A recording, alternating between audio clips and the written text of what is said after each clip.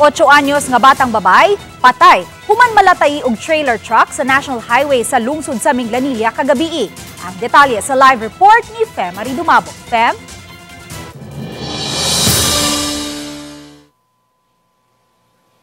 May grabing pagbangutan ng gibati sa inahan sa 8 anyos nga batang babay ang maong biktima ang kamanghuran sa Wallonia kamang anak.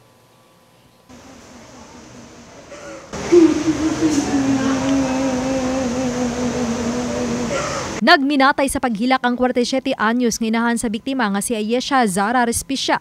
Diyang makita sa inahan ang pateng lawas sa bata. Ang pamilya sa biktima taga Barangay Basak Pardo sa Dakbayan sa Subo. Matud sa inahan nga si Erlita de la Fuente nga kaylong weekend man ug way klase gahapon kay Charter Day sa Dakbayan sa Subo, didto kini nagistar sa iyang apuhan. Dinusab nagpuyo ang 34 anyos nining uyuan nga mo'y nagmaneho sa motorsiklo nga giangkasan sa biktima. Gahapon sa buntag, matud paparaygon kaayo nakig-video call kaniya ang biktima. Wala matud pa mananghid ang uyuan sa inahan ini nga ikuyog og suri ang biktima. Yang tito, nya wala man siya may ani ma'am kay balo nga nanlaag. Wala mi kay balo anna. Diha nako kay balo nga nanawag ang nanay nga na disgrasya daw niya, namatay na kunong bata, kung anong namatay man nga naraman to sa balay. Matud pa nananghid ang uyuan sa apuhan sa bata nga ikuyog sa iyang pag-practice sa pag-drive sa bag-o nining motorsiklo. Wala usab masayod matud pa ang apuhan nga naabot sila sa lungsod sa Minglanilla.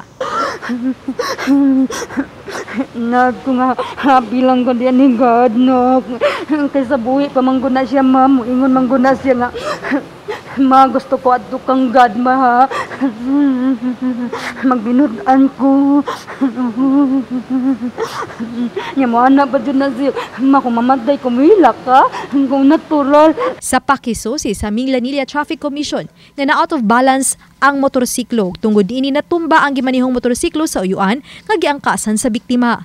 Nalagpot ang bata sa daan nga naatol sa pag-agi sa trailer truck nga gikargahan og simento. Nagpapidpid daw ng motor nga nag-angkas sa bata niya medyo nasangit sad siya sa motor nga nagparking sa daplin, so di sad siguro ta makayo niya hinay ang dagan kay grabe man pagkalabay, so pagkatum na nasangit sila sa motor nga isa din natumba sila sa karsada ang katong uyuan sa bata dito natumba pa dong sa gutter ang bata mo dire sa karsada, so nalabay ang bata, so medyo kusog-kusog ginaandagan. So, kung mag-practice sa tag-drive di gid national highway kung mahimo lang, pero lain sad nga kuha atong nakuha nga kining information is pado dito slag Dakbayan sa Naga kay tudloan ni iyang pagmangkon og drive og motorcycle. So kung tanan to 8 years old dili gid pwede gani below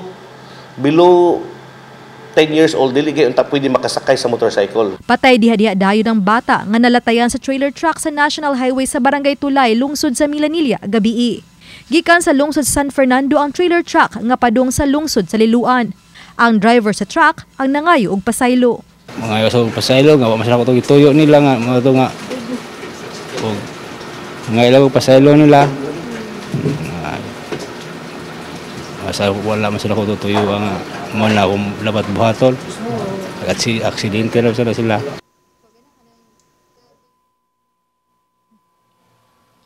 May anda makigsetol ang pamilya sa biktima kung abagahon o mutabang ang kumpanya sa pagpalubong sa biktima. Nadawat sa inahan sa bata nga disgrasya gyud ang nahiatabo sa iyang anak. May daghang salamat, Fem Marie Dumabo.